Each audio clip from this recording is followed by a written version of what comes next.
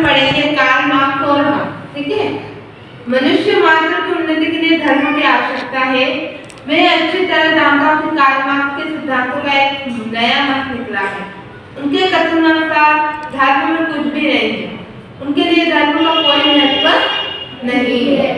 उनका धर्म केवल यह है कि उन्हें प्रातःकाल मक्खन लगे हुए टोस्ट, दोपहर के खाने के लिए स्वादिष्ट भोजन, सोने के लिए अच्छा बिस्तरा और देखने के लिए सिनेमा चाहिए। यही उनका तत्व ज्ञान है। मैं ऐसे तत्व ज्ञान का हामी नहीं हूँ। मेरे पिता की निर्धनता के कारण मुझे ऐसा कोई सुख नहीं मिला, है ना। डॉक्टर भीमराव अम्बेडकर जी वैसे भी बहुत गरीबी से निकले हुए है ना। तो कार्ल मार्क्स क्या करते, अपना लंच करते, अपना खाना खाते, बिस्तर में लेकर सो जाते। लेकिन डॉक्टर भीमराव अम्बेडकर जी क्या बोलते हैं कि मैं ऐसा नहीं होना चाहता हूँ। अपने जीवन में जितना कष्ट मैंने सहन किया है उतना किसी ने सहन नहीं किया होगा। इसलिए गरीबों का जीवन किस प्रकार कष्टमय होता है इसे मैं भली प्रकार से जानता हूँ। आर्थिक दृष्टिकोण को सामने रखकर हमारा आंदोलन चलना चाहिए और मैं इस बात का विरोधी नहीं हूँ। मनुष्य की आर्थिक उन्नति होनी चाहिए। इसलिए मैं आज तक अपने लोगों को आर्थिक और मानसिक उन्नति के लिए संघर्ष करता रहता हूँ।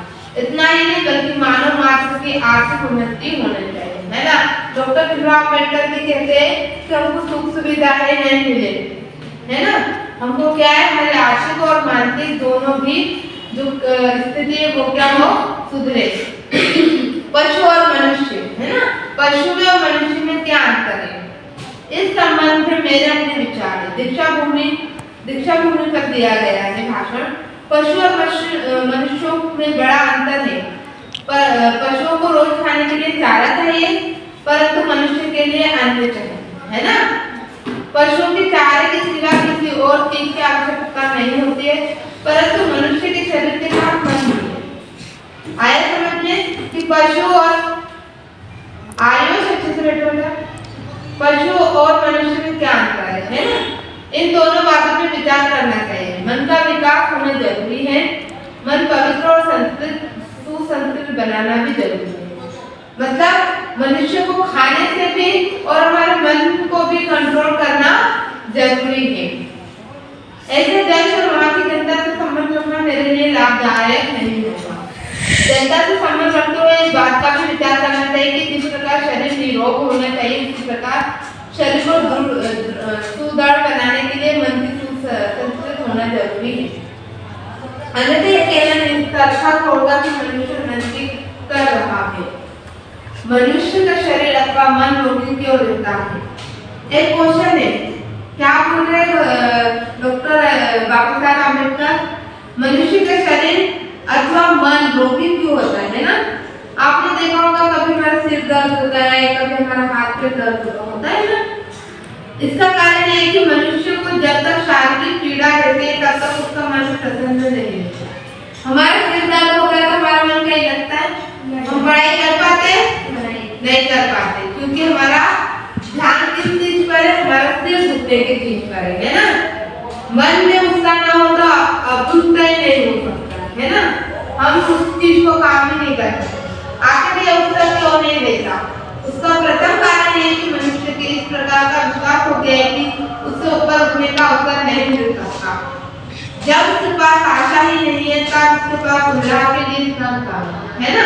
जब उसको आशा ही नहीं कि मैं पढ़ लिख कर कुछ बनूंगा तो उत्साह होगा क्या, नहीं मुझे पढ़ना, मजा ही नहीं आएगा, वो रोगी है। जिस मनुष्य को अपने कर्म का फल मिलता है उसी को आनंद भी मिलता है। स्कूलों में अगर मास्टर ये कहना शुरू कर दे कि यह कौन है, ये तो चमार है, इसे प्रथम वर्ग किसके लिए चाहिए, है ना। कभी आपके स्कूलों में बैठा हो तो आपको कैसा लगेगा। इसे चौथे वर्ग में उत्तीर्ण होना चाहिए, प्रथम वर्ग में उत्तीर्ण केवल ब्राह्मणों का काम है ना। ऐसी परिस्थिति में उस चमार के छात्र का क्या उत्साह मिलेगा, उसकी तरक्की कैसे होगी। उसका मिलने का मूल कारण तो मन क्या है, मन। जिसका शरीर और मन मजबूत होता है वो धैर्यवान होता है। क्या होता है वो, धैर्यवान। ऐसे व्यक्ति के सामने कोई विपत्ति नहीं रहती। हर मुसीबत का मुकाबला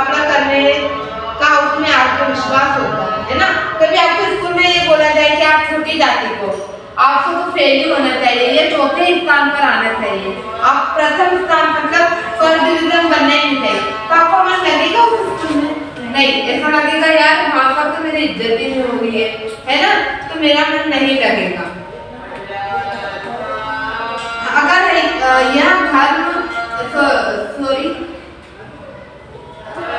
हर मुसीबत का मुकाबला करने का उसमें आत्मविश्वास होता है, इससे क्या उत्साह पैदा होता है। हिंदू धर्म का तत्व ज्ञान ऐसी असमानता है, ऐसा न्यायपूर्ण सिद्धांतों पर आधारित है कि इस धर्म से किसी को कोई उत्साह आज तक नहीं मिला, है ना। अगर यह धर्म हजारों वर्ष तक भी रहा तो केवल इतना ही होगा कि पेट भरने के लिए कुछ बाबू पैदा होंगे तो पेट भरने के लिए कुछ भी नहीं कर सकेंगे। फिर ऐसे कलंकों की रक्षा करने के लिए बड़े कलंक की आवश्यकता होगी। आप अछूतों की भलाई कमी नहीं होगी। मनुष्य उत्साह के कारण कोई है तो वह है मन। क्या है सबसे बड़ा उत्साह? मन। हमारा मन खुश होता है तो हम अच्छी अच्छी बातें भी करते हैं, हम करते भी। आप मिल के मालिकों को जानते हैं? मिल मतलब फैक्ट्री हो, वे मिलों के मैनेजर नियुक्त करते हैं। क्या करते हैं वो? उनका काम मिल के मजदूरों से काम लेना होता है। यह मिल के मालिक किसी न किसी व्यंजन में फंसे रहते हैं, क्योंकि उस मन सुसंस्कृत नहीं होता। अपने मन का विकास करने के लिए हमने आंदोलन किया, हमने शिक्षा किस प्रकार प्राप्त की। मैं गरीबी के कारण लंगोटी लगाकर स्कूल जाता था, है ना। स्कूलों में मुझे पीने के लिए पानी भी नहीं मिलता। किसकी बात हो रही है? कौन बात कर रहा है? ये किसने?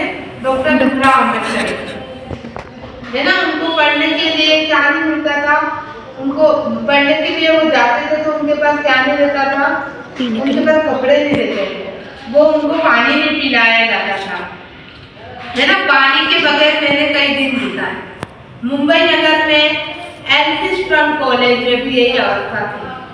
कौन सा कॉलेज है? एल्फिंस्टन। ऐसी परिस्थिति अगर रही तो इसमें दूसरी परिस्थिति क्या पैदा हो सकती है? गुलाम शर्तें ही पैदा होंगे तथा अछूतों की भलाई क्या होगी। आया समझ में आज का चैप्टर?